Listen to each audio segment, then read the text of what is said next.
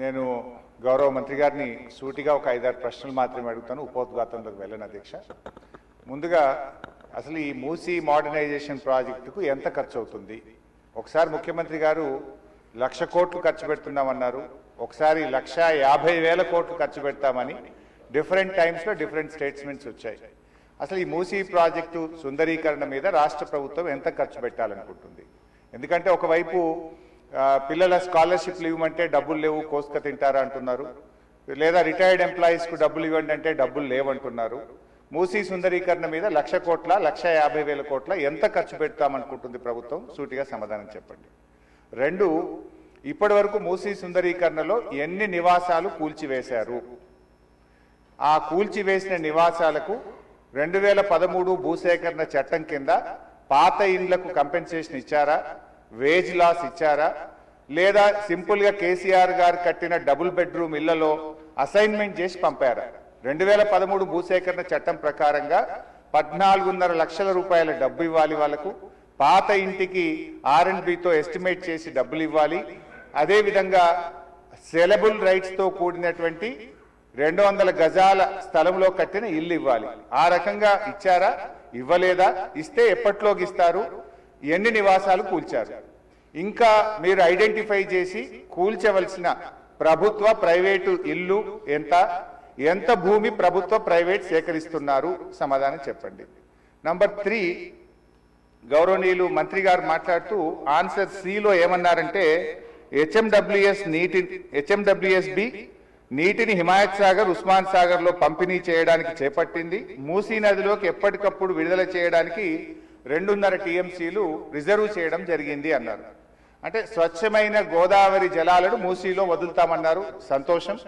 మరి ఈ 2.5 టీఎంసీల గోదావరి జలాలు ఎక్కడి నుంచి తెస్తున్నారు? గత ప్రభుత్వం కాళేశ్వరంలో భాగంగా నిర్మించిన మల్లన్న సాగర్ నుంచి నీళ్లు మూసీకి తెస్తున్నారా, ఇంకెక్కడి నుంచైనా గాల్లో నుంచి తెస్తున్నారా? ఆ 2.5 టీఎంసీలు కాళేశ్వరం ప్రాజెక్టులోని మల్లన్న సాగర్ నుంచి వస్తున్నాయా, ఎక్కడి నుంచి వస్తున్నాయో సమాధానం చెప్పండి. తర్వాత అధ్యక్ష, ఈ మూసీ మీ నియోజకవర్గంలోని వికారాబాద్ నుంచి ఆ అనంతగిరి కొండల నుంచి స్టార్ట్ అవుతుంది. గత ప్రభుత్వం మూసీలోకి మురికి నీరు రాకుండా ఉండాలని దాదాపు 32 ఎస్టీపీలు కట్టాం. అందులో ఒకటి మన వికారాబాద్ దగ్గర కూడా ఒక ఎస్టీపీ కట్టాం.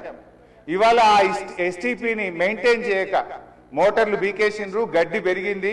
ఆ ఎస్టీపీ ఫంక్షనల్ చేయక వికారాబాద్ మున్సిపాలిటీ మురికి నీరంతా ఈరోజు మనం తాగుతున్న గండిపేట హిమాయత్ సాగర్ లోకి వస్తున్న విషయం ప్రభుత్వం దృష్టికి వచ్చిందా?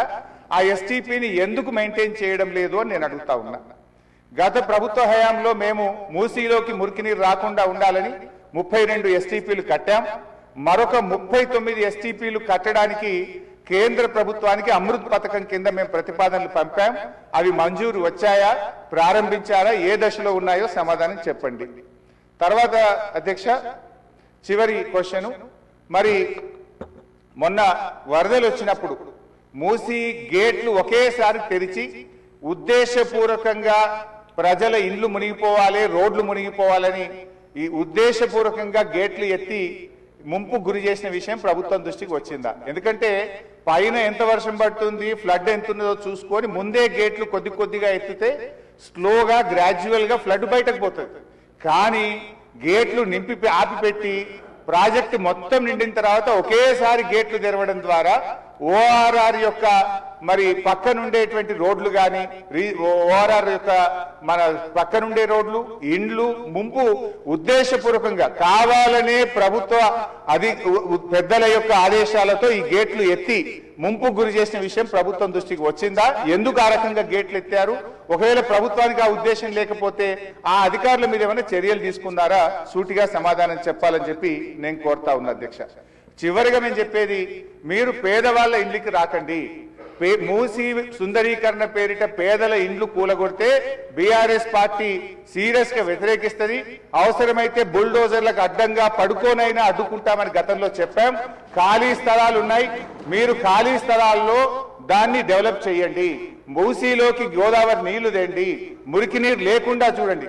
కానీ మూసీ పేరిట పేదల ఇండ్లు కూలిస్తే మాత్రం బీఆర్ఎస్ పార్టీ ఎంత మాత్రం ఒప్పుకోదని మీ ద్వారా ప్రభుత్వాన్ని తెలియజేస్తుంది.